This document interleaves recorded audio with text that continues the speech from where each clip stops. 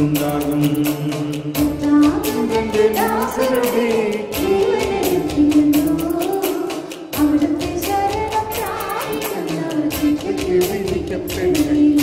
എല്ലാവരും ആനന്ദം പുകഴ്ത്തും അവിടുത്തെ സ്തുതികൾ എപ്പോഴും എന്റെ അധരങ്ങളിലുണ്ടായിരിക്കും. കർത്താവിൽ ഞാൻ അഭിമാനം കൊള്ളുന്നു, പീഡിതത്തിൽ ആനന്ദിക്കട്ടെ. എന്നോടൊത്ത് കർത്താവിനെ മഹത്വപ്പെടുത്തുവിൻ. നമുക്കൊരുമിച്ച് അവിടുത്തെ നാമത്തെ സ്തുതിക്കാം.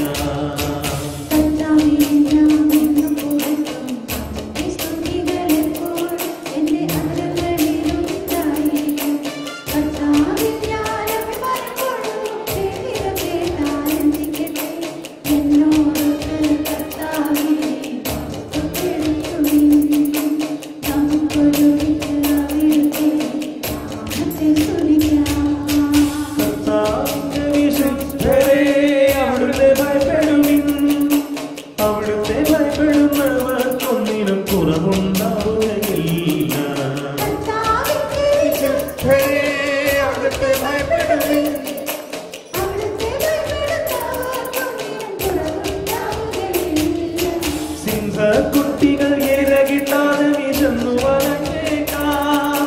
കർത്താവിനെ അന്വേഷിക്കുന്നവർക്കൊന്നിനും കുറവുണ്ടാവുകയില്ല.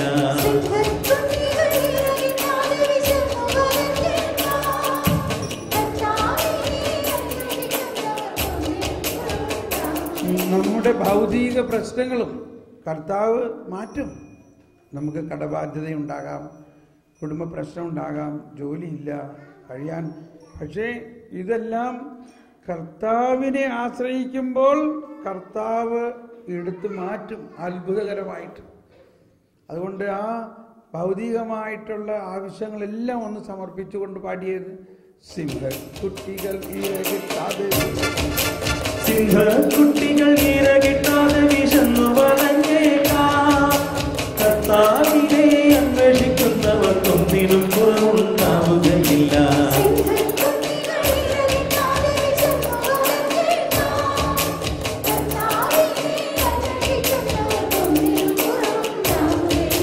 കർത്താവിന്റെ വിശുദ്ധരെ അവിടുത്തെ ഭയപ്പെടുവിൻ. അവിടുത്തെ ഭയപ്പെടുന്നവർക്കൊന്നിനും കുറവുണ്ടാവുകയില്ല.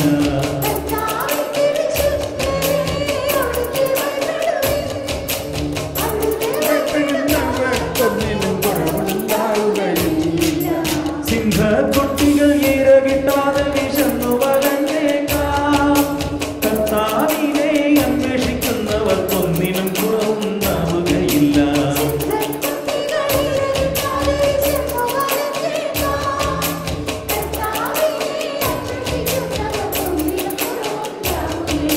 കർത്താവിന്റെ വിശുദ്ധരെ അവിടുത്തെ ഭയപ്പെടുവിൻ. അവിടുത്തെ ഭയപ്പെടുന്നവർക്കൊന്നിനും കുറവുണ്ടാവുകയില്ല.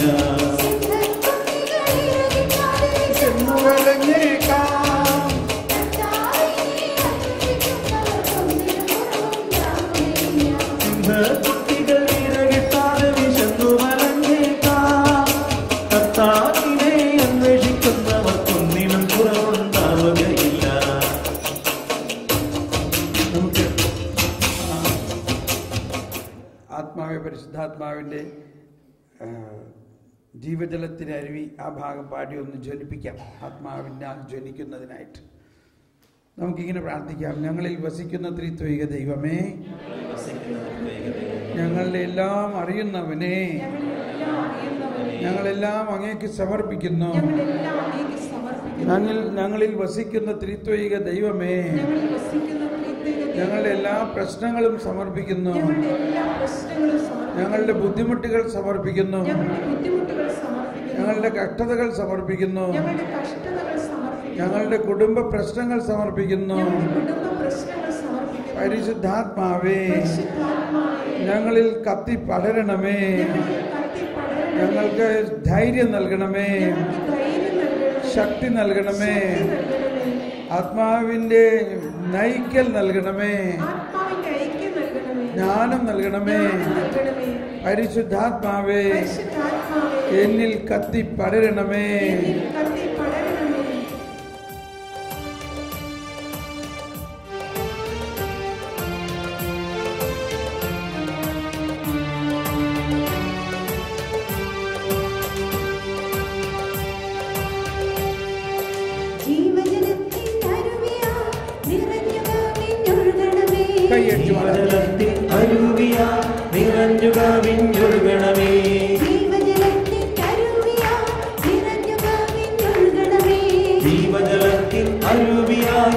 നിറഞ്ഞു കവിഞ്ഞൊഴുകണമേ.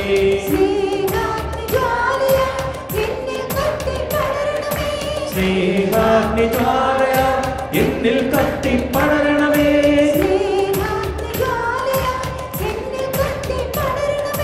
സ്നേഹാഗ്നിജ്വാലയാ എന്നിൽ കത്തിപ്പടരണമേ. എന്നിൽ വാഴും ആത്മാവേ എന്നാത്മാവിൽ പടരണമേ. എന്നിൽ വാഴും ആത്മാവേ എന്നാത്മാവിൽ പടരണമേ. എന്നിൽ വാഴും യേശുവേ ദൈവസ്നേഹം ചൊരിയണമേ. എന്നിൽ വാഴും യേശുവേ ദൈവസ്നേഹം ചൊരിയണമേ. കൃപയ്ക്കുമേൽ കൃപ ചൊരിയണമേ. കൃപാവരം ചൊരിയണമേ. കൃപയ്ക്കുമേൽ കൃപ ചൊരിയണമേ. കൃപാവരങ്ങൾ ചൊരിയണമേ. തിരുരക്തത്താൽ കഴുകണമേ. പുതിയൊരു ഹൃദയം നൽകണമേ.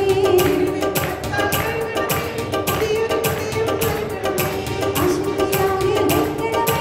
മാംസഹൃദയം നൽകണമേ. ഹൃദയം നൽകണമേ. എന്നാത്മാവിൽ പടരണമേ. മനസാക്ഷിയിൽ പടരണമേ. എന്നാത്മാവിൽ പടരണമേ. മനസാക്ഷിയിൽ പടരണമേ. അബോധ മനസ്സിൽ പടരണമേ. ഉപബോധ മനസ്സിൽ പടരണമേ. അബോധ മനസ്സിൽ പടരണമേ. ഉപബോധ മനസ്സിൽ പടരണമേ. ചിന്തകളിൽ പടരണമേ. ഭാവനയിൽ ചിന്തകളിൽ പടരണമേ. ഭാവനയിൽ പടരണമേ. പടരണമേ. ഇന്ദ്രിയങ്ങളിൽ പടരണമേ.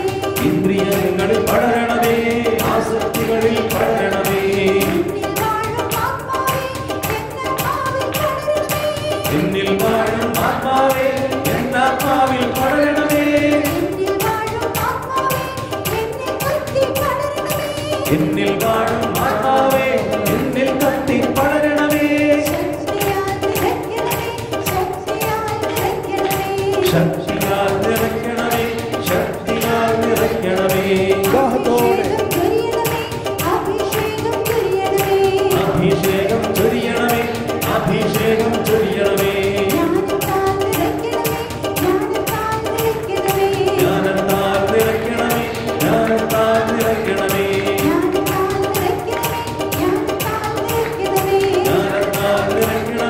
ജ്ഞാനത്താൽ നിറയ്ക്കണമേ. വിശ്വാസം നൽകണമേ. വിശ്വാസം നൽകണമേ. വിശ്വാസം നൽകണമേ. വിശ്വാസം നൽകണമേ. എന്നിൽ വാഴും ആത്മാവേ എന്നിൽ കത്തി പടരണമേ.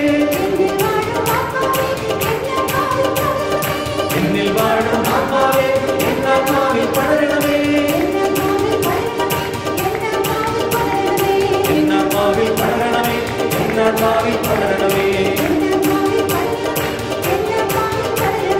എന്നാത്മാവിൽ പടരണമേ. എന്നാത്മാവിൽ പടരണമേ.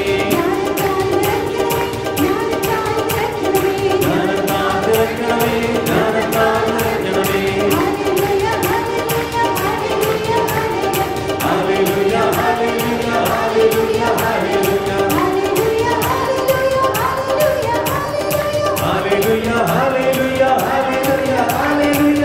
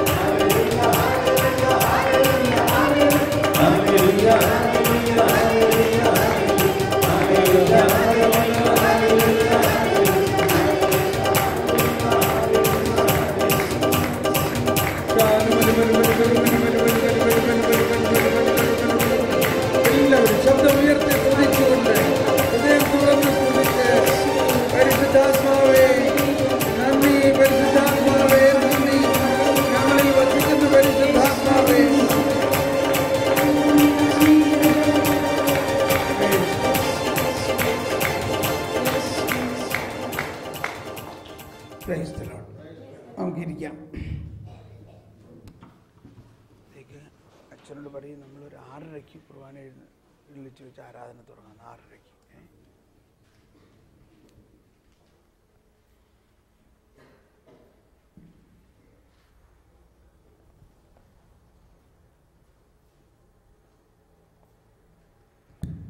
Praise the Lord.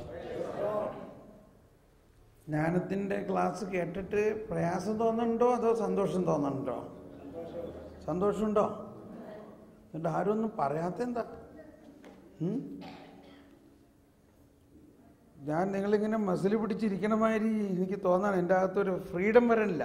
പറഞ്ഞിട്ട് ഒരുപാട് പറയാനുണ്ട്. അപ്പോൾ നമ്മൾ അതോർത്ത് വിഷമിക്കുകയല്ല ചെയ്യേണ്ടത്. അയ്യോ ഇത്രയും നാൾ നഷ്ടപ്പെട്ടു പോയോന്നും ചിന്തിക്കുകയല്ല ചെയ്യേണ്ടത്. നമ്മളൊരു പുതിയ കാര്യങ്ങളിലേക്ക് ഉയരാൻ വേണ്ടിയാണ്. അപ്പം നമ്മൾ ഇപ്പോൾ ഉള്ളതിനെ ഓർത്ത് വിഷമിച്ചിരിക്കാതെ, മാത്രമല്ല നമുക്കുണ്ടാകേണ്ട അതും ജ്ഞാനമാണ്. നമ്മൾ എന്തോ തെറ്റിദ്ധാരണയിലൂടെ നശ്വരമായിട്ടുള്ള ഭൗതികമായിട്ടുള്ള കുറേ കാര്യങ്ങൾക്ക് വേണ്ടിയുള്ളൊരു ജീവിതമാണ് നമ്മുടെ. ആ വചനം തന്നെയാണ് പറയുന്നത്, ഈ ജീവിതത്തിന് വേണ്ടി ലക്ഷ്യം വയ്ക്കാതെ നിങ്ങൾ ഇപ്പോൾ കടബാധ്യത ഉണ്ടാകാം, വീട്ടിലെ പ്രശ്നം, ഇതൊക്കെ ശരിയാണ്. പക്ഷെ അതെന്തുകൊണ്ടാണ് ഇതൊക്കെ ഒരു പ്രശ്നമാകണത്? ഒന്നാമത്തെ കാര്യം, ഈ പ്രശ്നവും വേണം. കർത്താവ് ഈശോ മിശിഹായ്ക്ക് ഒരുപാട് സ്വത്തുണ്ടായിരുന്നോ? എന്തിനാണ് ഈശോ ഒരു കാലിത്തൊഴുത്തിൽ വന്ന് പിറന്നത്? അപ്പോൾ അതിലൂടെ ദൈവം തന്നെ നമ്മളോട് പറയുന്നത്, ദൈവം തന്നെ രാജാവായ കർത്താവ് എന്തിൻ്റെ രാജാവാണ്? എവിടുത്തെ രാജാവാണ്? മനസ്സിലായോ? നമ്മൾ ഈ രാജാവ് എന്നൊക്കെ പറയുമ്പോൾ ഇവിടെയുള്ള എല്ലാം വെട്ടിപ്പെടുത്തുന്ന ഒരു രാജാവാണെന്നായിരിക്കും. ഇത് തന്നെ ഇസ്രായേൽക്കാരും, ഞങ്ങൾക്കൊരു രാജാവ് വരാൻ പോകുന്നുണ്ട്, ഞങ്ങൾക്കൊരു പുതിയ രാജാവ് വരാൻ പോകുന്നുണ്ട്, ഒരു പുതിയ അധികാര സംഹിത വരാൻ പോകുന്നുണ്ടെന്ന് അവരും വിചാരിച്ചിരുന്നു. അതാ ഞാൻ രാവിലെ പറഞ്ഞു എന്നാ തോന്നുന്നത്. 2 തരത്തിലാണ് സുവിശേഷത്തിലെ വചനത്തെ നമ്മൾ കാണേണ്ടത്. ഒരു ഭൗതികമായ തലമുണ്ട് എല്ലാ വചനങ്ങൾക്കും, എന്നാൽ അതിനേക്കാൾ ഉപരി ആത്മീയ തലമാണുള്ളത് ഈശോ പറയുന്ന ഓരോ കാര്യത്തിൽ. പക്ഷെ നമ്മൾ എന്തോ കാരണവശാൽ ആ ഭൗതികത്തെ മാത്രം ഇങ്ങനെ പിടിച്ചിരിക്കുകയാണ്. പക്ഷെ അതല്ല ദൈവത്തിൻ്റെ പദ്ധതി. നമ്മളെക്കുറിച്ചുള്ള ദൈവത്തിൻ്റെ പദ്ധതി വെറും ഭൗതികമോ എന്തെന്നതിന് പറയാം, ഈ ലോകത്തിലെ ജീവിതത്തിന് വേണ്ടിയുള്ള കുറേ നേട്ടങ്ങളും സ്വപ്നങ്ങളുടെയും അല്ല. എന്തോ തെറ്റിദ്ധാരണയിലൂടെ അങ്ങനെയാണ് ഓരോ കാര്യങ്ങളും എല്ലാവരും നമ്മൾ ചിന്തിക്കുന്നത്. പക്ഷെ അതിനെ ഒന്ന് വിടുകയാണെങ്കിൽ ഈ ലോകം മുഴുവൻ നേടിയാലും എന്ത് പ്രയോജനം അല്ലേ? അപ്പോൾ അത് നശ്വരമാണെന്നും നമ്മുടെ നോട്ടവും മുഴുവനും അനശ്വരതയിലേക്കാണ് നോക്കേണ്ടത്. പെട്ടെന്ന് തോന്നുന്നു അതൊക്കെ നോക്കിയിരുന്നു കഴിഞ്ഞാൽ ഇപ്പം ഈ കടബാധ്യത എങ്ങനെ തീരും, ഈ വീടുപടി എങ്ങനെ നടക്കും? അതാണ് നമ്മുടെ വിശ്വാസം. ദൈവം അത് നടത്തി തരും.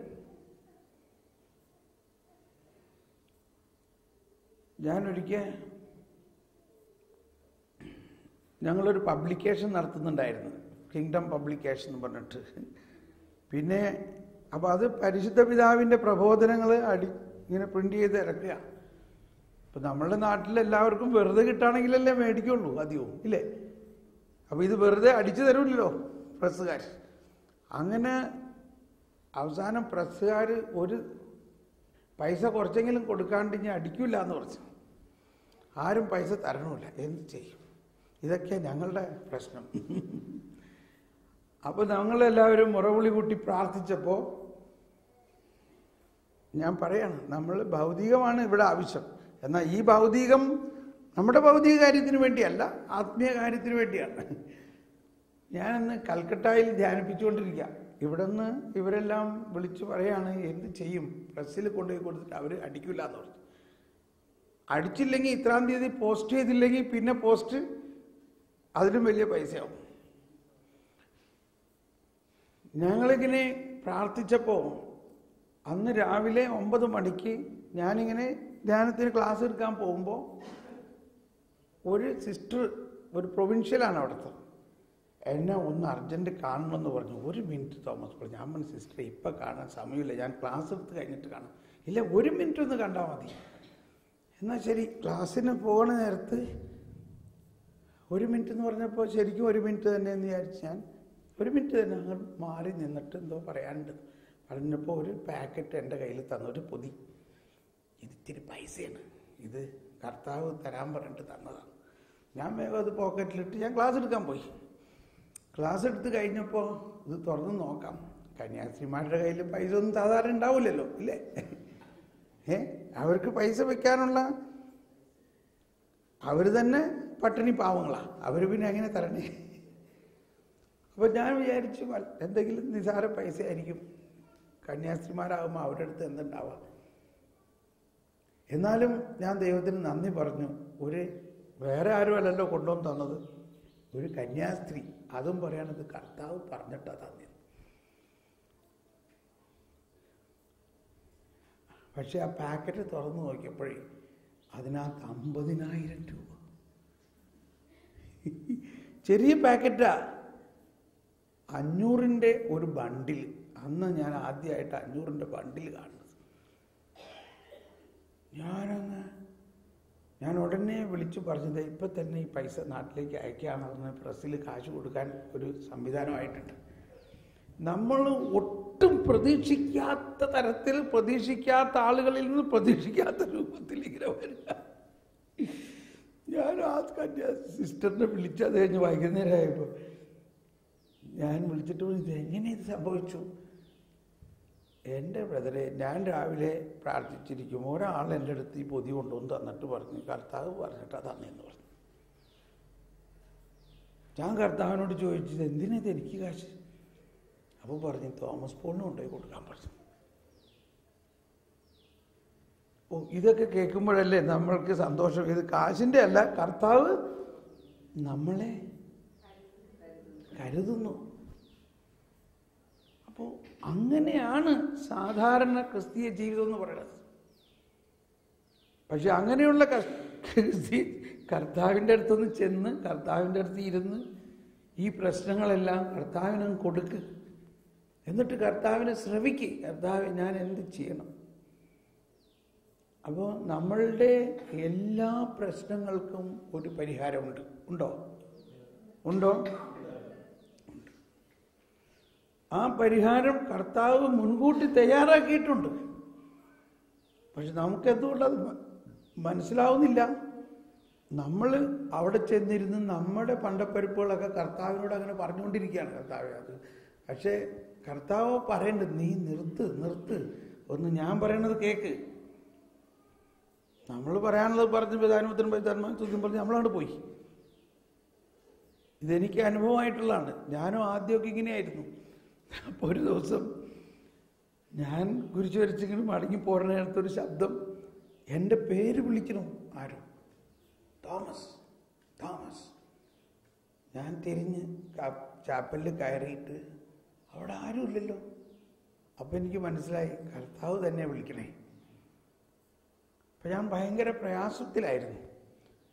കർത്താവ് പറഞ്ഞു എന്നിട്ട് എന്നോട് പറയാണ്, നിന്റെ പ്രശ്നങ്ങളൊക്കെ നീ എന്നോട് പറഞ്ഞു, 1 മണിക്കൂറായിട്ട് ഇത് തന്നെ നീ പറഞ്ഞുകൊണ്ടിരിക്കണേ. പക്ഷേ നീ പറയാണ്ടും എനിക്കിത് അറിയാലോ.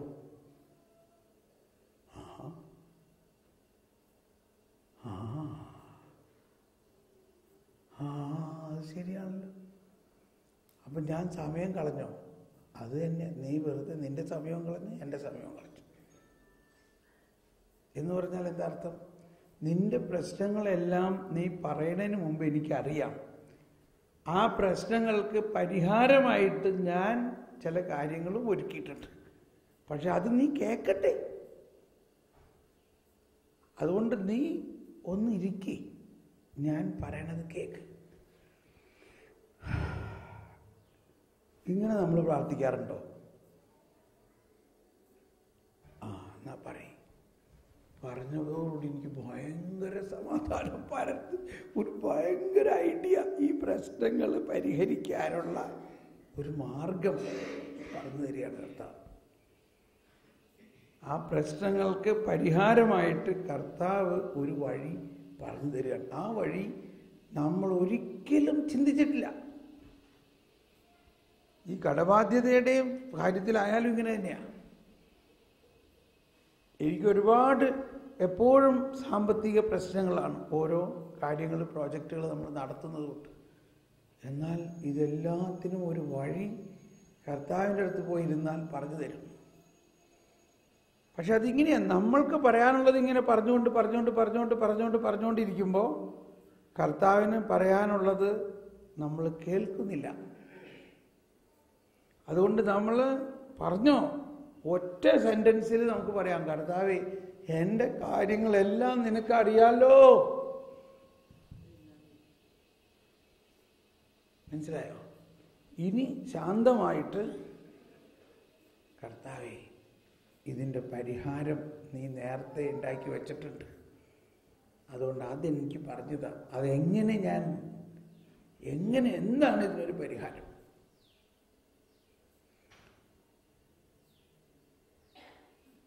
എന്ത് പറയണം? പക്ഷെ അത് കേൾക്കണമെങ്കിൽ ചുമ്മാ ചെന്നിട്ട് എനിക്ക് 5 മിനിറ്റുള്ളൂട്ടോ വേഗം പറയുമെന്ന് പറഞ്ഞാൽ കേൾക്കാൻ പറ്റില്ല. 5 മിനിറ്റ് എനിക്കുള്ളൂ, വേഗം പറയും. അങ്ങനെ പറയുന്നുണ്ടാവും, പക്ഷെ നമുക്ക് കേൾക്കാൻ പറ്റണില്ല 5 മിനിറ്റ് കൊണ്ട്. ചിലപ്പോൾ 1 മണിക്കൂർ, 2 മണിക്കൂർ, 3 മണിക്കൂറൊക്കെ ഇരിക്കുമ്പോഴാണ് കേൾക്കാൻ പറ്റണേ. അതിൻ്റെ പ്രശ്നവും കർത്താവിൻ്റെ പ്രശ്നമല്ല, നമ്മുടെ പ്രക്ഷുബ്ധമായ മനസ്സിൽ ഈ സ്വരം കേൾക്കണില്ല. ഈ റേഡിയോ മാതിരിയാ, റേഡിയോ ഓൺ ചെയ്യുന്നത് കറന്നൊരു ഒച്ച കേൾക്കണില്ല ആദ്യം. അപ്പോൾ നമ്മൾ വേഗം അതിനെ തിരിച്ച് അതിൻ്റെ കറക്റ്റ് ബ്രോഡ്കാസ്റ്റിംഗ് ആ ബാൻഡിൽ കൊണ്ടുവന്ന് കഴിയുമ്പോൾ ആകാശവാണി ഒച്ച കേൾക്കാം. അപ്പോഴും ഒരൊച്ച, ശബ്ദം തെളിയുന്നില്ല, എന്തോ പറയുന്നത് കേൾക്കുന്നുണ്ട്, പക്ഷെ കൃത്യമായി കേൾക്കുന്നില്ല. അപ്പോൾ അതിന് വേറൊരു ബട്ടൺ ഉണ്ട് അവിടെ. എന്താ എന്ന് പറയുന്നത്? ഫൈൻ ട്യൂണിങ് എന്ന് പറഞ്ഞുകൊണ്ടൊരു ബട്ടൺ. അതൊന്ന് പിടിച്ചെടുത്തിരിക്കുമ്പോൾ ശബ്ദമെല്ലാം മാറി ഒരു ശാന്തമായ. അപ്പോൾ റേഡിയോ റിസീവർ സെറ്റ് മാതിരിയാണ് നമ്മൾ. ദൈവം ബ്രോഡ്കാസ്റ്റ് ചെയ്യുന്നു, നമ്മൾ റിസീവ് ചെയ്യുന്നു. അപ്പോൾ നമ്മുടെ പ്രാർത്ഥനകൾക്കെല്ലാം ഉണ്ടാകേണ്ട ഒരു പുതിയ മാനം, നമ്മൾ അങ്ങോട്ട് കുറേ പറഞ്ഞുകൊണ്ടിരിക്കാതെ നമ്മൾക്ക് പറയാനുള്ള കാര്യങ്ങൾ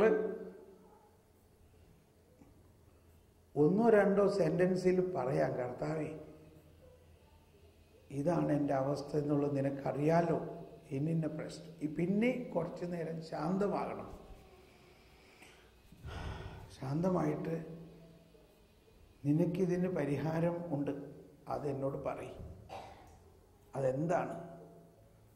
അത് ഉൾക്കൊള്ളാനുള്ള ഒരു തുറവി പരിശുദ്ധാത്മാവ് എനിക്ക് തരണേ. അങ്ങനെ നമ്മൾ ശാന്തമായിട്ടിരിക്കുമ്പോഴേക്കും വേറെ എന്തെങ്കിലും കാര്യം തലയിൽ വരും. അപ്പോൾ അതിനെ തിരസ്കരിക്കണം. തിരസ്കരിച്ച് ശാന്തമാകണം. അപ്പോൾ നമ്മുടെ ശാന്തതയിലാണ് ദൈവത്തിൻ്റെ ശക്തി പ്രകടമാകുന്നതെന്നും നമ്മുടെ ശാന്തതയിലാണ് ദൈവത്തിൻ്റെ സ്വരം കേൾക്കാൻ സാധിക്കുന്നതെന്നും നമ്മുടെ ശാന്തതയിലാണ് ദൈവത്തിൻ്റെ ജ്ഞാനം നമ്മിലേക്ക് ഒഴുകുന്നത്. ഒരു നിമിഷം ഒന്ന് കണ്ണടച്ച് ഉള്ളിൻ്റെ ഉള്ളിൽ ഈശോയെ ഒന്ന് കാണാം. ഈശോയെ, അങ്ങ് എൻ്റെ ഉള്ളിൽ വസിക്കുന്നു. ഓ ത്രിത്വൈക ദൈവമേ, അങ്ങ് എന്നിൽ വസിക്കുന്നു.